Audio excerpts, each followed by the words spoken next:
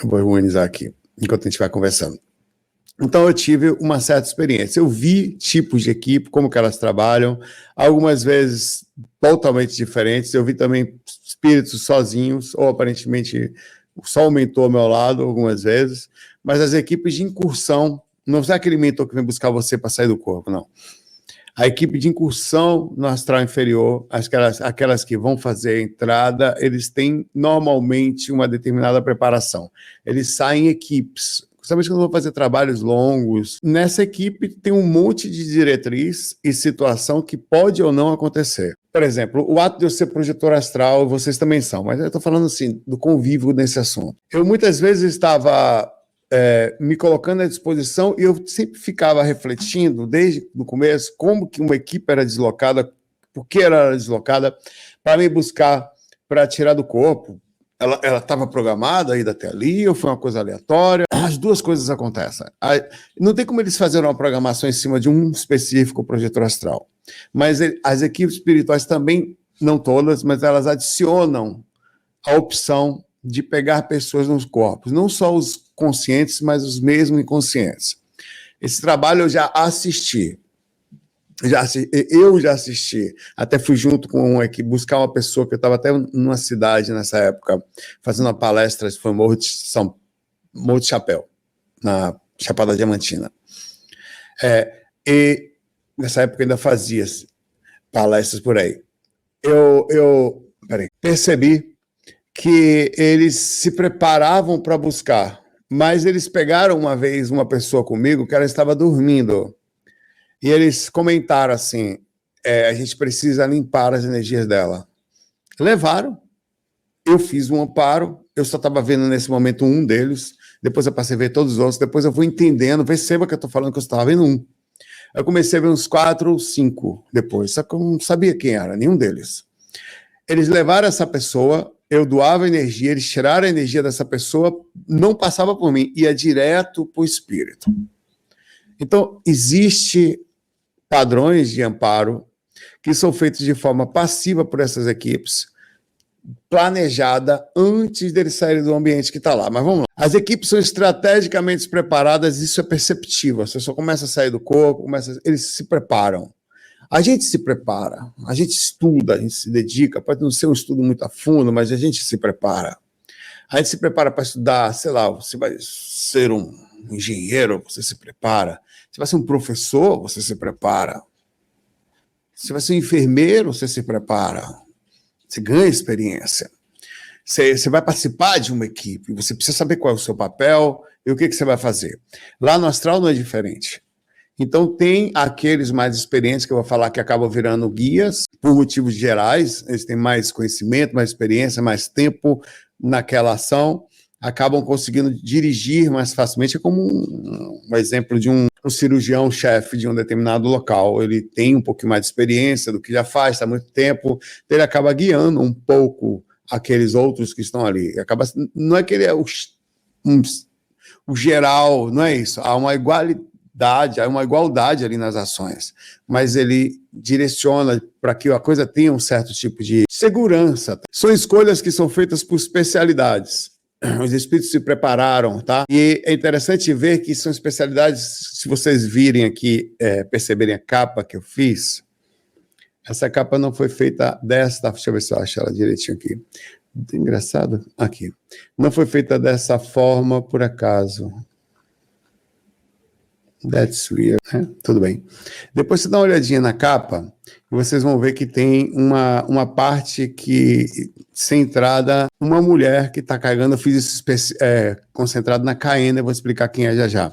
Ela está com um vaso maior nas mãos, e ela está no centro, ela foi buscar fluidos. Então tem normalmente um fluidificador, ele tem um processo químico de alteração. Todos os espíritos conseguem fazer isso, mas ou eles já saem prontos com esses equipamentos, porque você vê, uma ambulância, quando sai do hospital, ela sai com os insumos. Ela tem os equipamentos que ela precisa, o que ela vai precisar de medicação para aquela ação. Essas mesmas coisas são feitas antes de você fazer uma incursão. E você tem o espírito no meio, que é o fluidificador. Ele pode ser o próprio guia, que está ali, dependendo do quanto, de quanto tem pessoas tem na equipe espiritual que vai fazer, mas pode ser um específico, e sempre, falamos disso ontem, sempre vai ter o guardião. Se você fizesse uma conexão, vou falar já com o mundo, seria no mundo da gente aqui o guerreiro linha de frente, seria no RPG o Warrior, o tanque, o cara que vai tancar lá na frente, o cara que vai preparar, segurar, é o segurança. Só que é um segurança extremamente hábil, com conhecimentos específicos sobre o ambiente que vai, o tipo de locais que vão passar, ele conhece, junto com alguns outros, né? Ele conhece, ele sabe como proteger, ele sabe quais são os tipos de padrões de ataque, e às vezes o próprio guardião, que ele leva alguns animais, algum sistema de proteção, é o cara que cuida da proteção da equipe. Se precisa ter uma proteção, é natural que há um risco.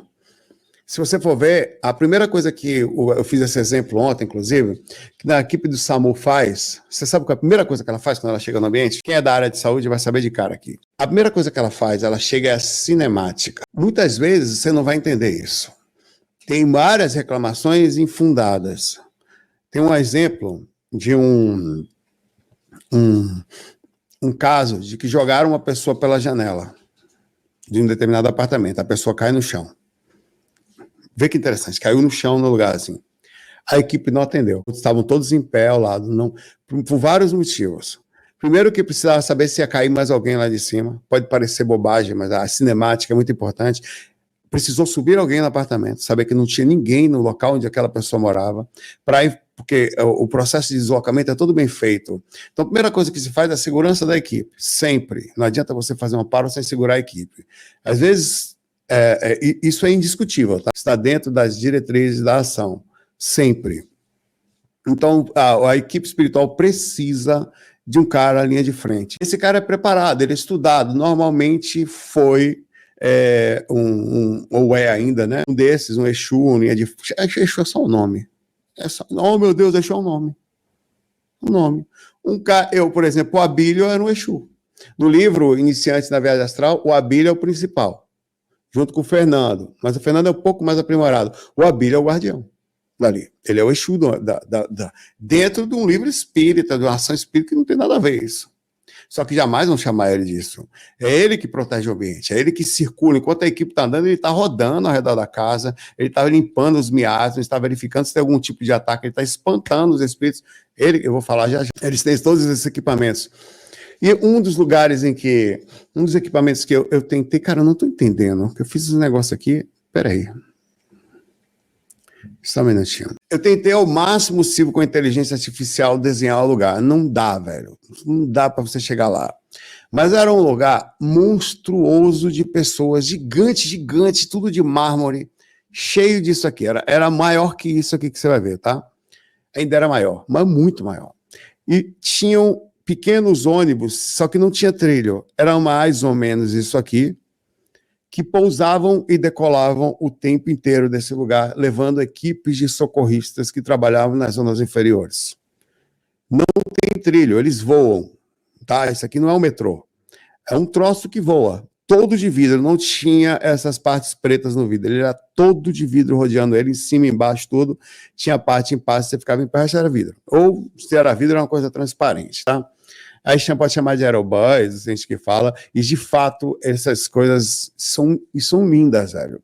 Só que o hospital, ele não era só isso. Na hora que entrava aqui, ó, ao redor aqui, onde parece que tem umas pessoas andando de preto aqui, tinham umas entradas em arco gigantes, que eram a primeira porta de entrada dos espíritos que foram trazidos das dimensões inferiores.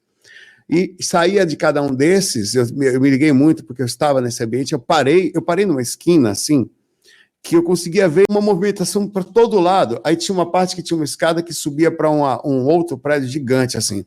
E eu fiquei olhando que de cada um desses ônibus que paravam, cara, parava 5, 6 a cada minuto nesse ambiente. Parava, vinha, sabe, botaram um negócio assim, maior do que a movimentação do que o metrô de São Paulo.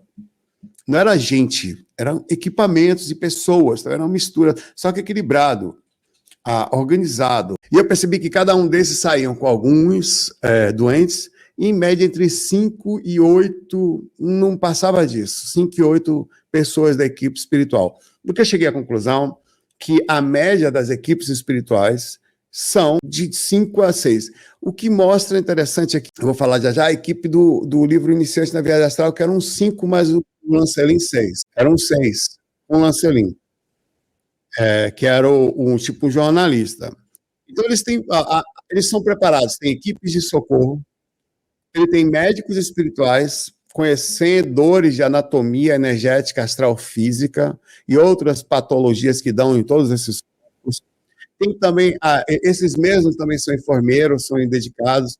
Esses caras, eles se dedicam a estudam várias, vai saber quantos tempos. Nós temos esses cursos, eu e vocês.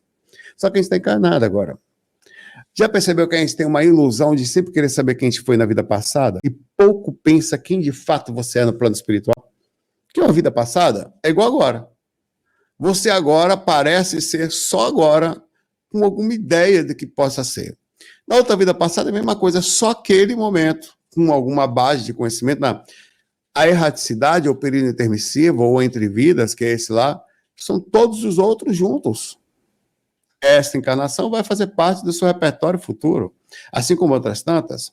Você muitas vezes esteve desencarnado, mas muitas, se não aqui em outro lugar. E você teve diversos cursos que você fez lá, vários. Dificilmente alguém não conhece anatomia, um espírito, depois de bastante tempo, não conhece anatomia, tá? Ele não estuda anatomia. Anatomia de como funciona, onde estão os chakras, por que eles estão naquele local, como que eles fazem interligação entre os sistemas, como que o processo acontece, que na hora de fazer um processo de desencarnação, de soltar, um cara, ele é um médico, velho. Ele sabe exatamente onde ir. Muito superior, porque está falando de um médico que numa vida estuda pra caramba, mas tem uma limitação.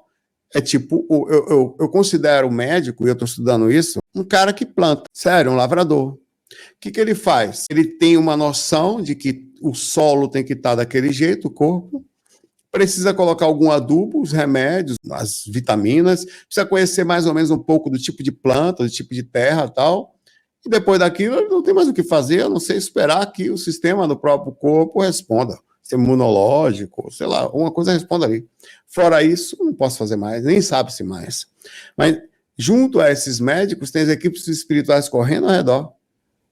E aí sim, vendo-se a possibilidade, está no momento, se ainda dá para ficar mais um pouco, a repercussão daquilo em relação à espiritualidade, aí fazendo as interações corretas, enquanto a medicação física está movimentando, a parte energética, a parte astral. Você acha que um médico que trabalha na UTI trabalha sozinho? Faz parte desse processo de equipe.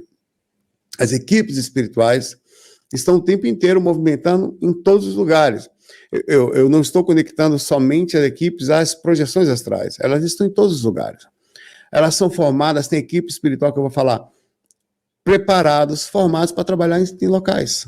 Trabalhar em casas espirituais, por exemplo, uma casa espírita que faz um trabalho de desobsessão, uma equipe espiritual formada, preparada e direcionada, responsável, preparada e com diversos padrões psicológicos diferentes. A gente está falando de seres que vêm de lá, que são resgatados do umbral, de uma loucura e de um nível... Porque aqui um psiquiatra, vai no hospital psiquiatra, ele pega um ser humano que está no estado de transtorno, de dificuldade, por 10, 20, 30 anos, sei lá, ou até mais, mas não passa de 50 a 80 anos. Lá, o médico, ele pega um cara que está 400 anos na loucura, em estado de alteração, e em locais como perseguição, facções. Então, lida-se com seres com outro padrão, com questões aprofundas de lavagem cerebral, de inserções de... Está acontecendo aqui também, tá? Distorções da realidade. Muito tempo fazendo só maldade. Você pega uns seres que não sabem mais nada além daquilo. Então, você tem que ter toda uma preparação psicológica para tratar essas pessoas. Então, quando você vai tratar... Enquanto a equipe física, os integrantes de uma sala mediúnica físico, por exemplo, estão ali fazendo o trabalho que dá, organizando as pessoas, os médiuns, os doutrinadores e tal, ou a equipe espiritual, ela está fazendo um processo impressionante ao redor disso, cuidando de cada detalhe, de cada padrão, faz análise de cada um que entra ali. Cada vez que uma pessoa entra para fazer um trabalho espiritual, é analisado tipo de energia, situação que está, pendências, deve ter com certeza tem um catálogo, análise, uma certa percepção de como aquela pessoa está, para cada um desses que vai fazer um trabalho. Então a equipe espiritual é extremamente organizada. Fora isso que tem equipe espiritual que, independente ele está falando de incursão no umbral, tá? Mas existe também as equipes que trabalham na construção de cidades espirituais como essa daqui que eu coloquei. Você tem equipes que trabalham só na área da ciência, do astral, entendendo as situações, montando equipamentos e coisas, como o exemplo de tecnologias, sabe lá de onde eles tiram, se vem de outro planeta e tal.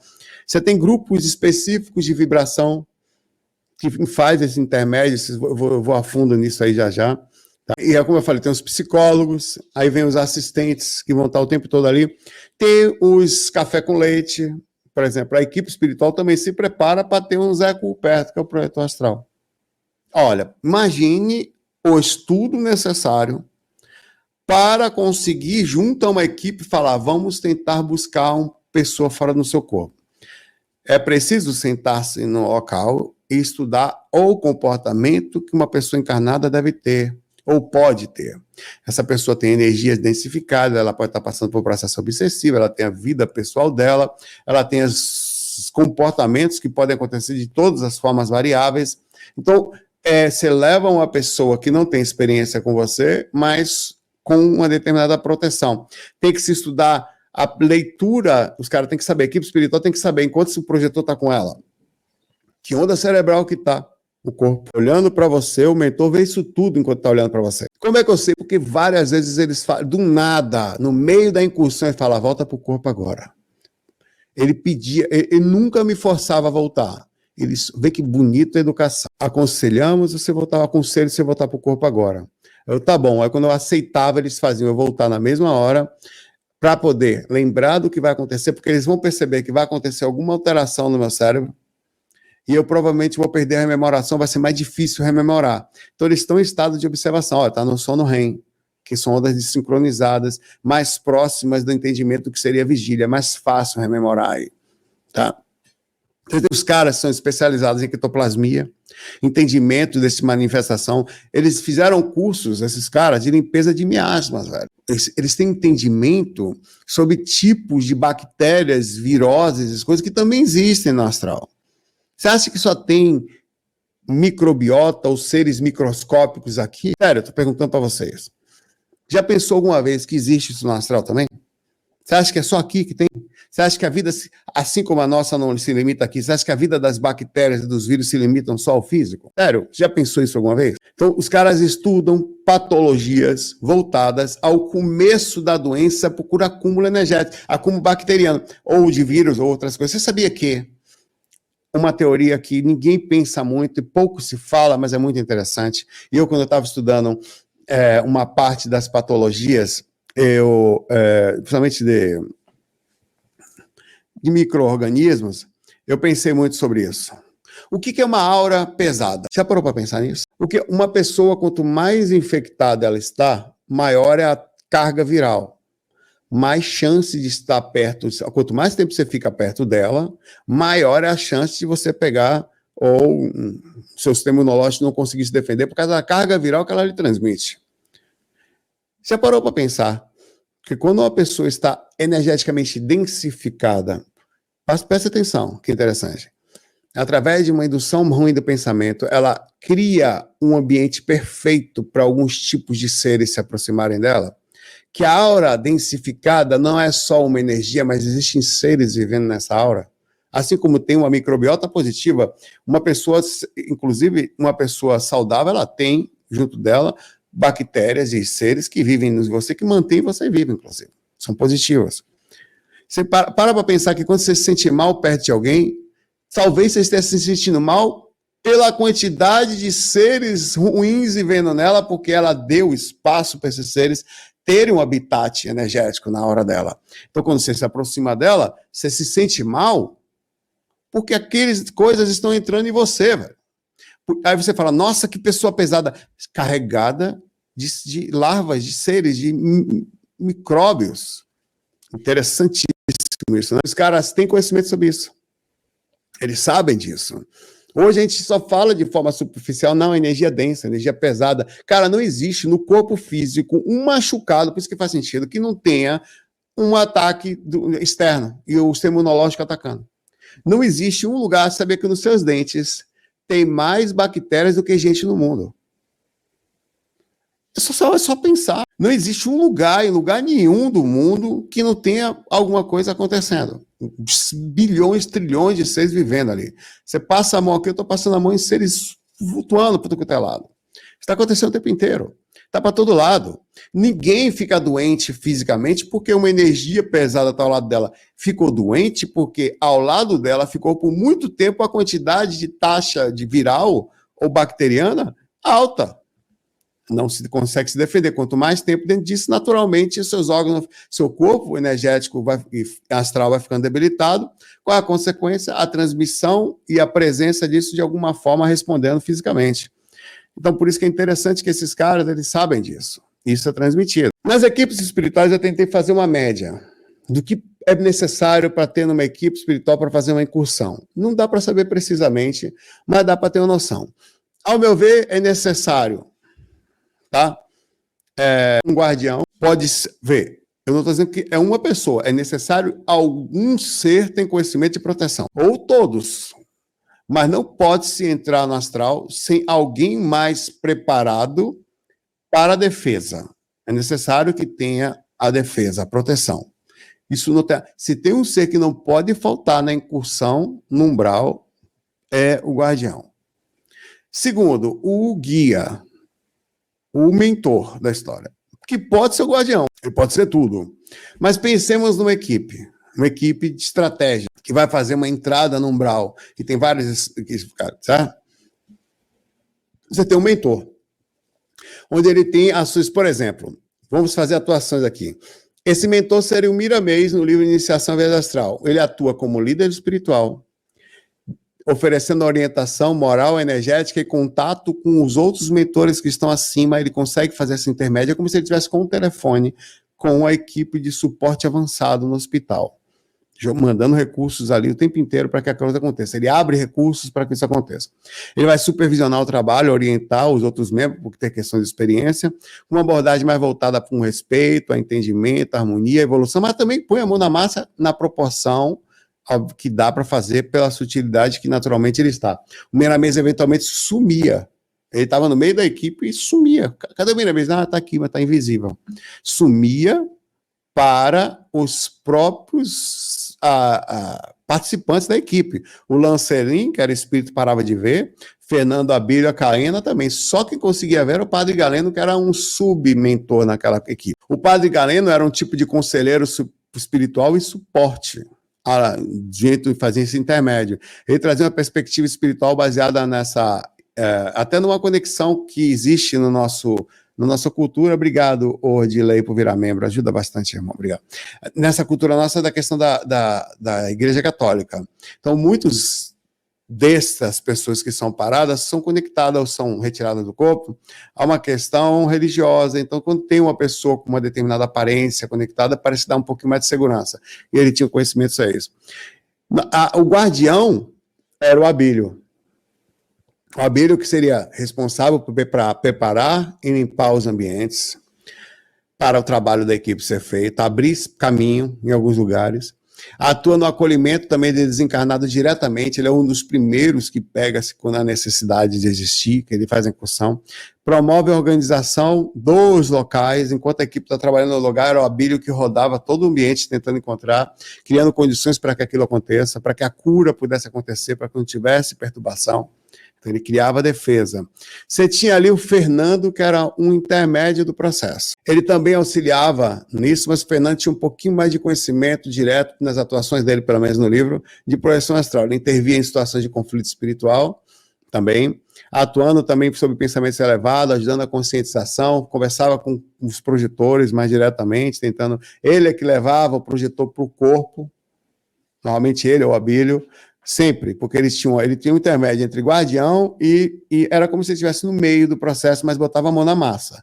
Era o cara que botava a mão na massa. E você tinha a Caena. A Caína, que era curadora e protetora, conectada ela especializada em fluidoterapia, conectada aos elementais e todos os aspectos que você podia entender. É muito tempo dentro disso, ela tinha uma especialização, não só das encarnações que ela teve, mas no astral mesmo, ela cura energética. Todo fluido que circulava ali, principalmente as essências necessárias, eram manipuladas por ela, preparada antes. Por isso que tem uma mulher aqui na capa desse vídeo, com um potinho maior. Ela usa seu conhecimento, a Caína, para trabalhar com a harmonização do que está acontecendo. Atua como protetora e curadora, ajudando especialmente em trabalhos de trazer recursos e ir lá buscar intermédio no meio. Ela estava naquele meio ali, talvez na farmacêutica. Não que os outros não tivessem, mas dentro da equipe é uma concentração específica dela. Ela que vai buscar recurso, ela que sabe qual é, ela que coloca nas mãos, ela que entregava nas mãos deles, às vezes, os recursos necessários, tá? A Caína era muito bonito, muito interessante, bonito o trabalho dela, e é uma especialidade. Quanto tempo precisa para um ser saber um troço desse? Quanto tempo precisa para você conseguir chegar nas mãos dos elementais e eles entregarem a essência para você, na sua mão, diferente de você pegar? Ela conseguia ter esse contato direto com serezinhos que estão por aí. Pense que interessante isso. Nós hoje vamos lá, buscamos as coisas muitas na natureza, as substâncias, fazemos nossas medicações, tentando buscar recursos o tempo inteiro. Imagine se a gente conseguisse, através de uma coisa mais pura, trazer uma essência mais pura para o que a gente precisa e ir direto ao ponto. Então, ela era este tipo de espírito. Então, aqui você tem, na equipe espiritual, um guia, tá?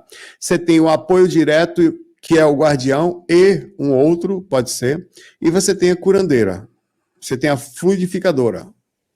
Fluideira seria uma forma mais antiga de falar, seria a intermédio para o processo energético. Ela faria esse intermédio, porque é super interessante. Vamos ver alguma coisa que os livros relatam sobre as equipes. Tem algumas coisas, é difícil encontrar material sobre isso, mas sempre trago alguns livros aqui que melhoram. Por exemplo, não está claro em alguns a quantidade de pessoas da equipe, mas sabe-se que tem.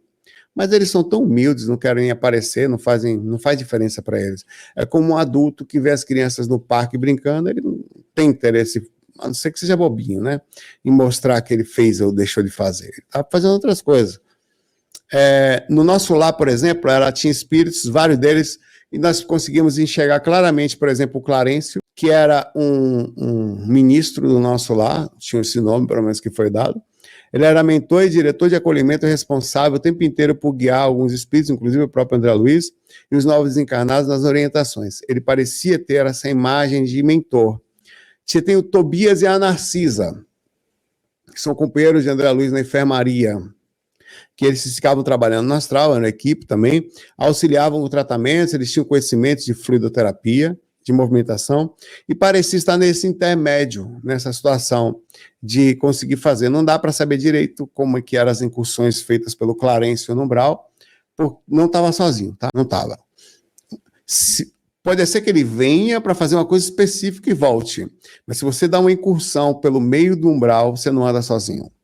Não tem como. Não é tão simples assim. O ambiente, ele leva a uma densificação. Não é tão simples manipular energias no lugar denso. O exemplo é aqui o Terra. A Terra, nós estamos aqui, não é tão fácil fazer isso aqui. Missionário da Luz também aparece uma equipe, tá?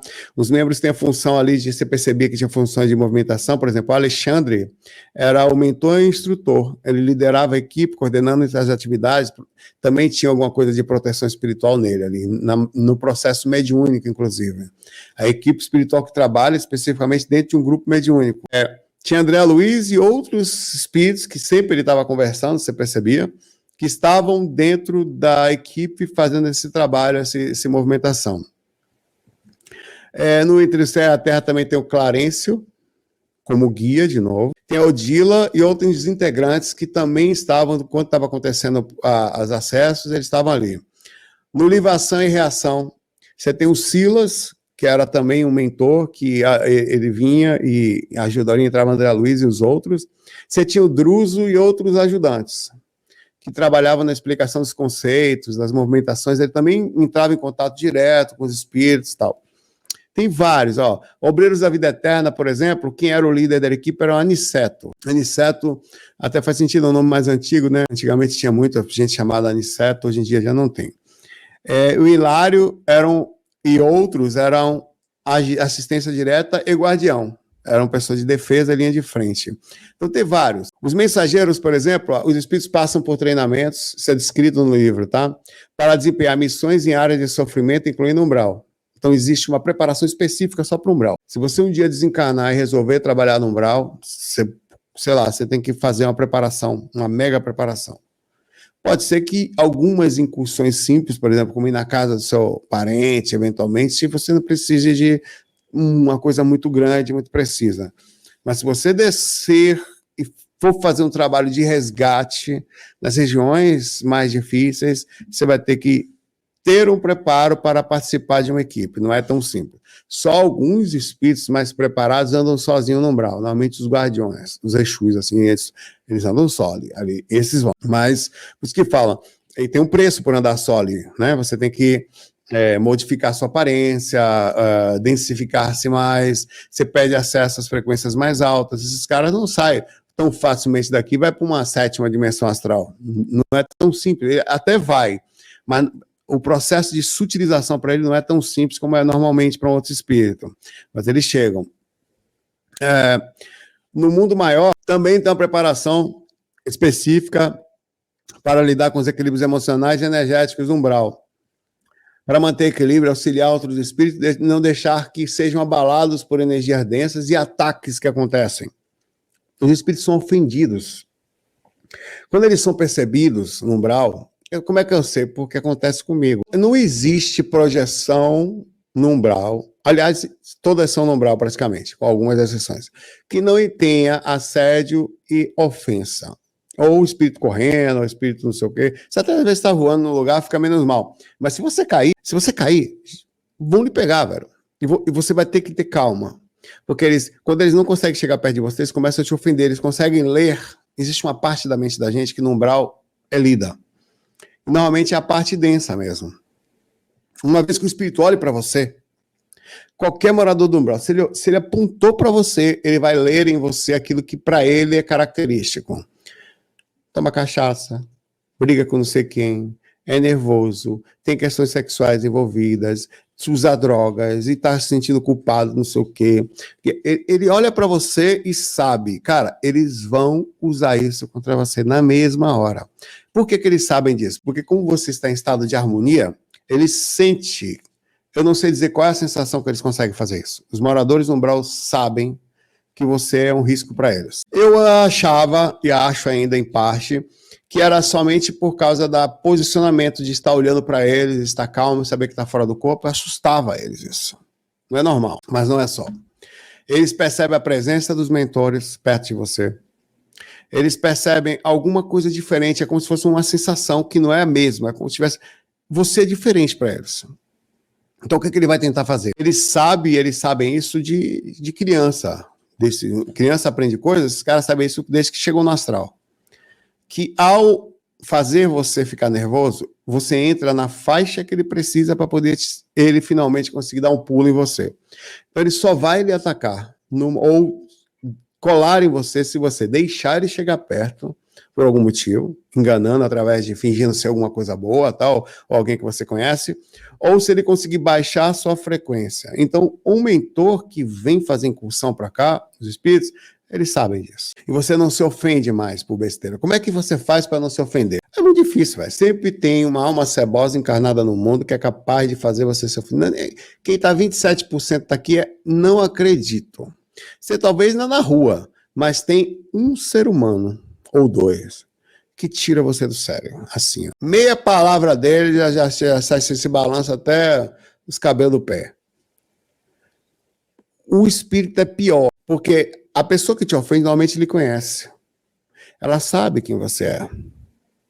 Então ela vai lá, no seu defeito, cutucar a ferida. Falar, você aí disse que é espiritualista, tá fazendo isso aqui, não sei o que. Vai lá, mete na ferida. Tá? E essa machuca mais porque você não espera que ela fale isso. Mas o espírito é pior, porque ele invade o seu ser de uma forma mais profunda que o seu parente e você não entende como que aquele miserável conseguiu isso. E você se sente extremamente aborrecido quando isso acontece. Eu já passei. Cara, eles falam coisas horríveis. Horríveis. Não tem conversa com eles, assim, não tem bondade ali é um nível de surto. Então, os mentores, todos que fazem cursão no umbral, estudam as questões mentais e estudam para não se ofender. Você sabe que deveria existir isso no estudo da medicina da área de saúde? Existem duas matérias na área de saúde, dois estudos. Primeiro, aprender a lidar com os próprios seres, os próprios trabalhadores da área de saúde, aprender a lidar com a falta de educação das pessoas que vêm de lá com dificuldades, com problema, com dor, com traumas de outros locais que passou, foram maltratadas, esperaram demais. Porque eu fiquei na UBS, na entrada, atendendo, fiquei junto lá, fiquei vendo o sistema do SUS, não podia mexer, mas só lá dentro ia fazer. Mas ficava ali, eu fiquei um tempão ali. Cara, as pessoas são muito maltratadas. E a pessoa, como eu estava ali do lado, não sei, ela foi sempre era educada. Não, senhora, porque aconteceu isso? Ah, de novo, tem que esperar, é sempre assim, não sei o quê. Mas a gente está aqui, não sei o quê. Vou reclamar. Você sai de lá assim, velho. Claro, entendível, tá sofrida muito, veio de algum lugar sofrido, tá com dor, tá com problema na vida, vai saber. Mas a gente precisa, por isso que eu digo, ter um estudo sobre isso, os caras têm, velho, tá? As equipes espirituais têm que estar unidas. Ela tem que estar em sintonia entre elas. Eu não imagino que seja qualquer um que você vai fazer incursão no umbral, você pode entrar, mas imagino que são seres que se conhecem há muito tempo, que trabalham junto há muito tempo, que sabem como é que funciona cada um, como é que é o trabalho de cada um, como é que eles se movimentam, você sabe que existe um guardião, como é que ele protege, vou buscar o guardião ali, o Humberto.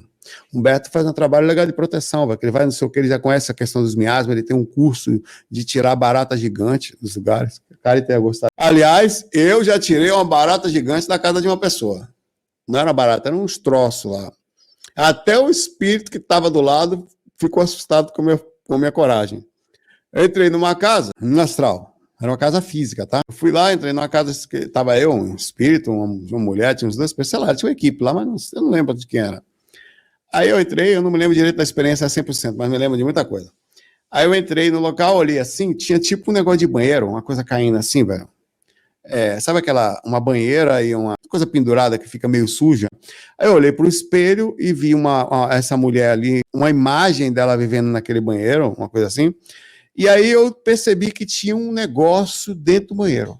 Cara, velho, eu nunca tinha visto uma barata. Ela não cabe no monitor. Ela ia daqui até o chão. Eu em pé, ela batia um pouco abaixo do meu peito. Eu peguei a barata com a mão, a barata tentava me morder, um troço estranho. Peguei ela aqui, pelo casco, aqui, assim.